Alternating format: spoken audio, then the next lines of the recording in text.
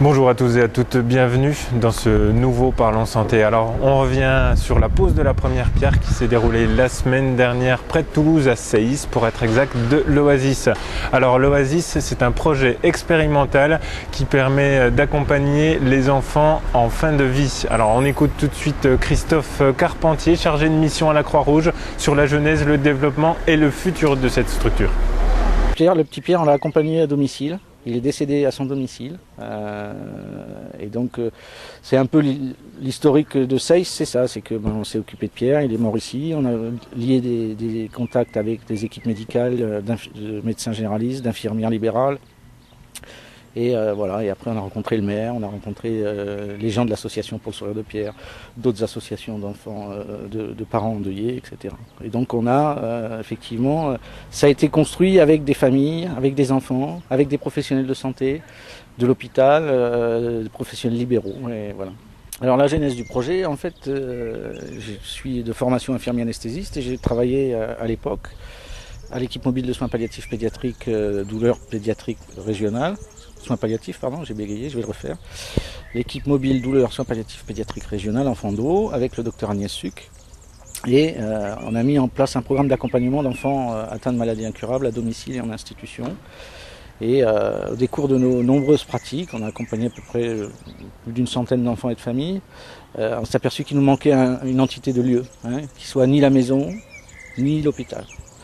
Et je suis allé à plusieurs reprises au Canada, où ce type de lieu existait depuis longtemps. Et en équipe, on a décidé de se lancer dans l'aventure et d'importer ce concept en France. Le fonctionnement, donc, c'est des enfants qui seront pris en charge à la demande de leurs équipes référentes, qui seront pris en charge par l'équipe mobile de soins palliatifs pédiatriques.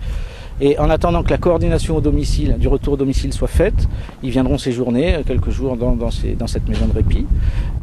Après, l'objectif principal, c'est quand même de rentrer à sa maison.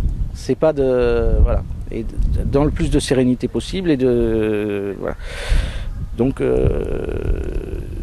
cette maison, elle sera meublée gaiement, etc. On fait pas un mouroir, ce sera un vrai lieu de vie, quoi. Donc les enfants viendront séjourner entre 2 jours, 3 jours, 4 jours. Après une phase terminale, on ne sait jamais combien de temps ça peut durer. Ça peut aller de quelques jours à quelques semaines. Voilà. Mais ce qu'il ne faut pas qu'on perde de vue dans ce programme, c'est que ce qu'on veut favoriser, c'est le retour au domicile et le rapprochement familial de ces enfants. Pour qu'ils aient du temps de qualité à vivre ensemble, pour le temps qui reste à vivre. C'est vrai que si on parle en termes de chiffres, c'est pas énorme. Mais c'est pas le problème, il n'est pas du nombre d'enfants, quoi. Si on s'occupe de 30 ou 40 enfants par an, c'est déjà bien, des enfants qui vont décéder, donc et de leur famille, bien sûr. La capacité de la maison, ce sera 4 lits de répit, pour la phase intermédiaire entre l'hôpital et le domicile, pour rééquilibrer un traitement simple, pour que l'équipe libérale puisse se reposer aussi, parce que c'est très chronophage pour les infirmières libérales notamment, pour que la famille puisse souffler aussi, parce que c'est lourd d'avoir un enfant en fin de vie à domicile. Et quand il n'y a plus de sérénité au domicile dans ce cadre de prise en charge, il faut qu'on s'en occupe, il faut qu'ils viennent à la maison de répit. Et après, dernier truc, c'est la phase terminale de la maladie. Si les parents ne souhaitent pas que ça se passe au domicile, pour des raisons X ou Y, et si il n'y a pas nécessité que ça se passe à l'hôpital non plus, qui n'est pas un lieu vraiment très adapté pour ça, quoi. Alors c'est pas que c'est pas satisfaisant, c'est que l'hôpital c'est un lieu où on travaille pour guérir les enfants, on les accompagne. Il y a des enfants qui restent à l'hôpital, qui ne veulent pas rentrer à la maison, etc. C'est que le personnel est un peu à flux tendu, pas toujours très bien formé aux soins palliatifs, et que le soin palliatif, on ne s'improvise pas acteur de soins palliatifs pédiatriques en plus. Donc il faut se former, et puis à l'hôpital on ne peut pas faire venir les petits frères, les petites sœurs, voilà. Il n'y a qu'une personne qui peut dormir à la maison, dans la chambre. Le mieux dans le meilleur des mondes, j'en sais rien. Les soins palliatifs, en règle générale, et les soins palliatifs pédiatriques en particulier, c'est chaque jour une grande leçon d'humilité. Donc le meilleur des mondes, j'y crois pas. Simplement, c'est de pouvoir offrir à tous ces enfants. Le gouvernement estime qu'il y a 2000 à 2500 enfants qui devraient bénéficier de soins palliatifs par an en France.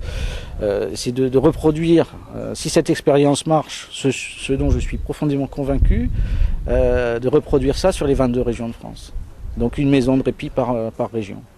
Alors l'Oasis, cette structure d'accompagnement et de soins devrait ouvrir selon la Croix-Rouge dès cette fin d'année pour novembre ou décembre. Alors pour ma part, je vous retrouve la semaine prochaine pour un nouveau numéro. Au revoir.